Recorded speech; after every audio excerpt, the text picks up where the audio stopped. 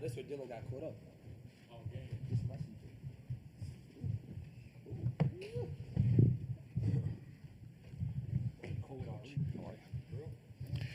We're joined now by Auburn head coach Bruce Pearl and student athletes Tahaad Pettiford, Denver Jones, and Johni Broome.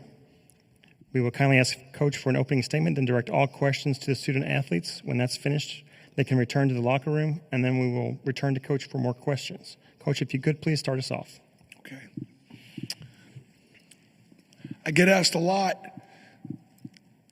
how this basketball program has become so competitive over the last 8 years.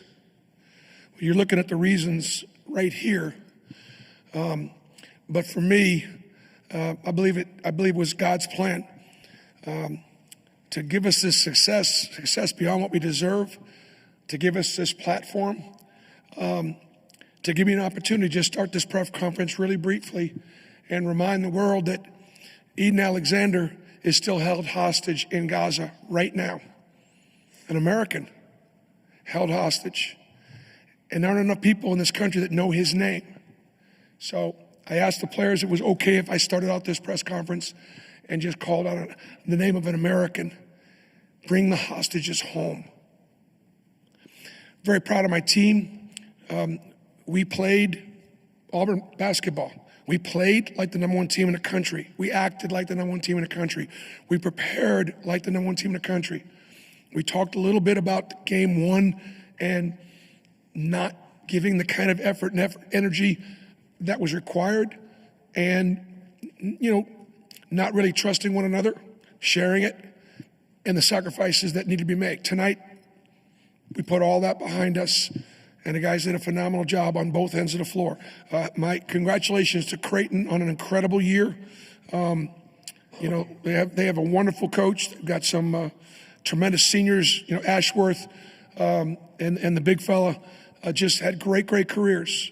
But this guy sitting right there in the middle, Denver Jones, I've been telling everybody he's one of the best defensive guards in all of college basketball, and he proved it tonight with the effort and energy that he put forth, and obviously making it really hard for their best player to get any kind of open looks.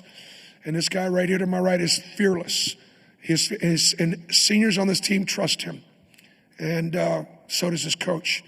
And that guy down to the other end, you continue to see night after night while he's the National College Player of the Year, in my opinion. So it's all about these guys right here. We'll take questions for the student athletes now here on the end in the front row on the left. This is for Denver. This is Chris Dortch from the Blue Ribbon College Basketball Yearbook. Yesterday, Creighton coach Greg McDermott said whoever guards their point guard is going to be tired. Are you tired? Not even gonna lie, I was pretty tired after the game. It was a lot of work chasing him around them screens. But you got it done, and you slowed down their offense in the second half. Can you talk about how that got done? Honestly, just putting forth effort and energy. We talked all day about the type of team that we're about to play and the things that we needed to work on. And then coming to this game, I feel like you could feel in the air that today was a lot different than the other day. And we came out here and we proved it the second half especially. Staying here in the front row on the left. Michael Giddens, the War Report, Auburn. Tahaad, another big game. You led Auburn in scoring today. Can you talk about what was working for you so well out there on the court today? Just playing through our offense. We knew the shots that we were going to get, so just getting in the gym, working on those type of shots, being ready for the situation. And my guys, they helped me get the ball, get me open, and helped me find the shots that I wanted to get.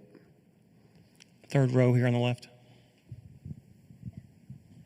Gary Graves, Associated Press. Tahaad, I guess Chad Baker-Mazara was kind of the table setter for you in that second half. When he went out with the hip injury, was that when you kind of thought, I need to pick up the slack? I mean, everybody kind of picked up the slack on the bench for you guys. Definitely. Losing a guy like Chad, he's playing so well. He's a big part of this team. So seeing him go down, everybody knew that they had to step up and do what they had to do to get the win. Front row on the right, please. Denver, you came to Auburn mostly considered a scorer, and now your coach says you're the best defensive guard in the country. could you just, I don't want to call it a transformation, but just that journey, could you just talk about that and what it takes for you to say, okay, maybe I may not score as much, but I'm going to help my team win this way? Man, just honestly, that was the main reason why I came here. I came here because I wanted to win, and I knew the system. I knew the type of players that I was going to have here at Auburn. And coming here, obviously, defense, the way we play defense is challenging already, just transferring from another school. But one of the things I really wanted to fix, I just wanted to be one of the best two-way guards in the league. And that was just one of the main things that I focused on, especially this offseason. Staying on the front row on the right. Tonight, you guys were able to control the boards. Only 4 offensive rebounds for them. You and Johni and I think Dylan had 24 rebounds between you. They had 27. How important was that to limit those second shot opportunities for an offense like Creighton? I mean, it was very important. I think that's just everybody being bought into wanting to win. Obviously, you got to contribute to be on the court. So if that's what we got to do is rebound in basketball while our guards are, having great games. Denver, Tahaad, Miles, Chad, those guys. We have to rebound the basketball in order to, impact the game. Have time for 2 more questions for the student athletes here in the front row. Johni, Michael Giddens, War, Auburn. It's not often that you don't hit double figures in scoring. Your teammates really stepped in to help fill that void. Can you talk about the trust that you had in them to be able to help carry the load offensively tonight? For sure. I didn't have a good offensive game. I shot 4 for 13. But that's okay. I came here to win. This season's about winning. I know my teammates got my back, and they know I have theirs. So, my shots weren't falling, so I just try to do whatever I can to impact winning, and I let, everybody else do the scoring. And the last one, the 4th row on the left. Ryan, NCAA 13 in Birmingham. For Johni, what does it mean to have someone step up like Tahaad the last 2 games, 16 and 23 down the stretch ascending to the Sweet 16? So, bro. Now, he's a special freshman.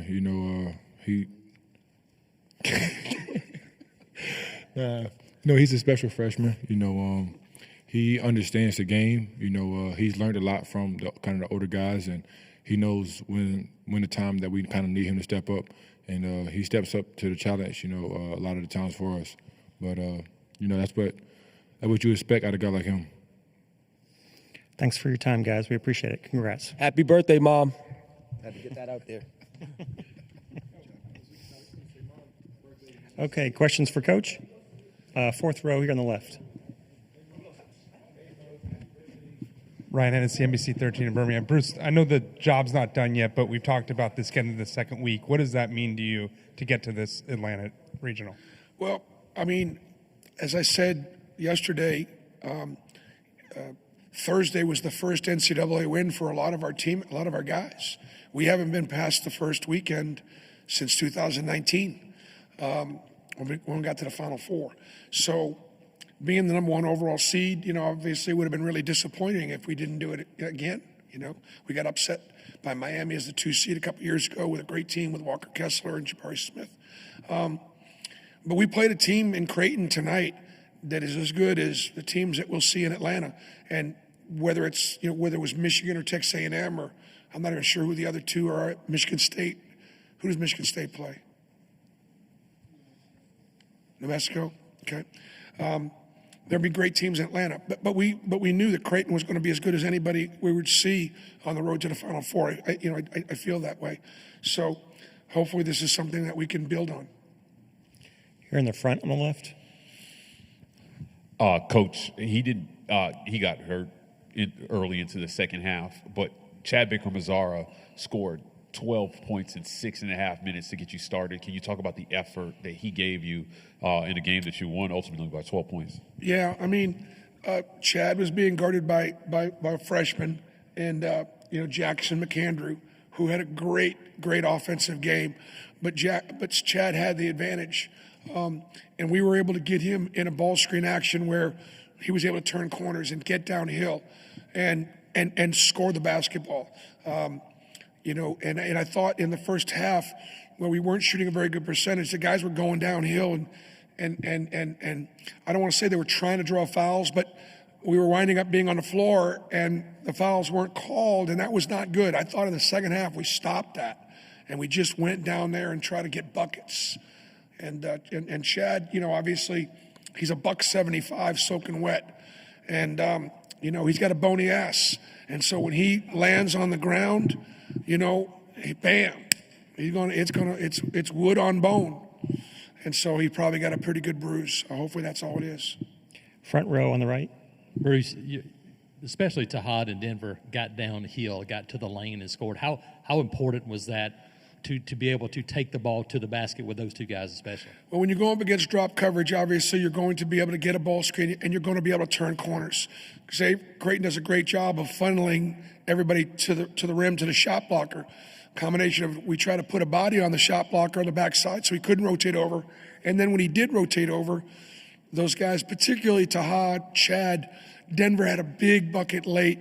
We're able to get in the lane and make buckets, and then we had some backside rebounding there to take advantage of the shot blocking. So it was a very simple game plan. Stephen Pearl had the scout tonight, and he had an absolutely masterful game plan. Particularly, Stephen was focused on the defensive end, just really, really good. I know it didn't look like it in the first half when they were banging all those threes, but I thought we obviously held a really good offensive team to 70 points and to hold them to the shooting percentage in the second half of 42%, 23% from three was huge. And then Mike Burgermaster, my offensive coordinator, we had a real good feel for, depending upon where the big fella, who he was guarding, about what actions that we wanted to run to be able to get open shots and to be able to get downhill. Front row on the right. Chad Winch with the Barn Media Group. Coach, how does having a core group of seniors give you an advantage in a win like this? Well, I think it's always an advantage when you have older guys, but my older guys haven't been here before. Creighton's been in the Sweet 16 4 out of the last 5 years. Those guys on that team have been in the Sweet 16 for 3 or 4 of the last 5 years. I don't have anybody on our team. And one of the best performers in the second half was a freshman. So some of that experience thing, it's important, but it wasn't the factor tonight. Third row here on the right. Sorry. Yeah, Bruce, Ben Baby with ESPN. What changed in the second half, keeping their point guard and McAndrew? They went off in the first half. Y'all seemed to limit them in the second half. What did y'all do defensively to make sure that the ball got out of their hands? We really worked harder at getting our bigs up to the level. Like even when we talked about in the first half, our bigs were still playing too far back from their men and not able to get out there and impact those ball screens and keep Creighton on the perimeter. I would say fatigue could have been a bit of a factor in the sense that the way we guard kind of makes Creighton have to work really hard to get open and to get looks, and it does take its toll a little bit. I thought our physicality on the rebounding and our physicality just being bodies on bodies, I think they were a little fatigued in the second half. Third row here on the left. Kind of following up on that, first Gary Graves, Associated Press, but following up on that, what was the one thing that you saw in the first half that I guess in the absence of your shooting, you were getting rebounds and stuff? Did you just kind of tell them, just go to the boards harder and good things will happen on the other end? The halftime talk was easy. Guys, they've banged 9 threes. We've missed a couple of inside shots. We're shooting 30-something%, and we're down, a bucket? Are you kidding me? Creighton's got to go into the halftime going, how are we only up 2 points? We shot well, we executed well, we made 9 threes. We should be winning by double digits. But we made some offense out of our defense, and we were more dominant on the boards, particularly got some big offensive rebound baskets. So we found a way to try to manufacture enough points to still be in the game. I thought we were in great shape at halftime, considering how well Creighton played, and the margin was what it was. We'll try to get 3 quick ones in here. Front row on the left. Yeah, Bruce, Ed Peak, CBS News. They wanted to know, and I already sent that piece about the hostages. Forgive me for not doing my homework on this, but what made you say that and got you to? Do you have friends, or is it anything that you? I think what made me say it is, again, it starts, with my faith, and it starts with answering the question: why has God blessed Auburn and this basketball team the way He has all season long? And honestly, it's to, I think, put us in a platform in this case right now, myself, as a Jewish American who loves his country more than anything else in the world. My grandfather came over here at 11 years old in 1929. He became a citizen when he was 32 years old. It was the greatest day of his life. This Jewish American loves his country more than anything else. At the same time, over in Israel, that's our ancestral homeland for the Jewish people, and it's under attack. It's under attack. It's under siege. And all it wants to do is live in peace with its neighbors. And you know what?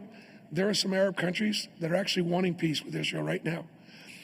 But there's a segment of the population that is there in the Middle East that has been doing nothing but attacking Israel for 85 years. October 7th was the worst day since the Holocaust for the Jewish people. And they say they want to do it again and again and again. We have Americans that are held hostage in Gaza right now. It's unacceptable. And President Trump has called it out, and he said, if they would just free the hostages, the killing would stop. Free the hostages, and the killing will stop. And that's up to Hamas. We have time for one last question here in the front. Thank you for the questions. Thank you. Coach Michael Gittens-Ward for Auburn. This was the first game this season that Creighton lost when they shot better than 36%. They were 11-0 and shooting 36% or better from three.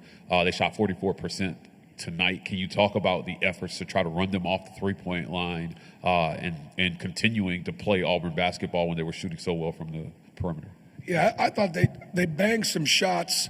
They got some 50-50 balls and some inside-out things. Like 2 or 3 of them were just sort of not necessarily offensive sets. They got some stuff in transition. And we recognize that they're making 12 threes, and they got their 17 assist average. But obviously for us to be able to score 82 and shoot 60% in the second half, I thought we controlled the game in the second half with our offense. Again, played like we've been playing all year long, just sharing it. And Coach McDermott told me after the game, he says he recognized we got a really good team. So do they. And our guys played up to their ability today. I was very proud of them. Thanks for your time, Coach.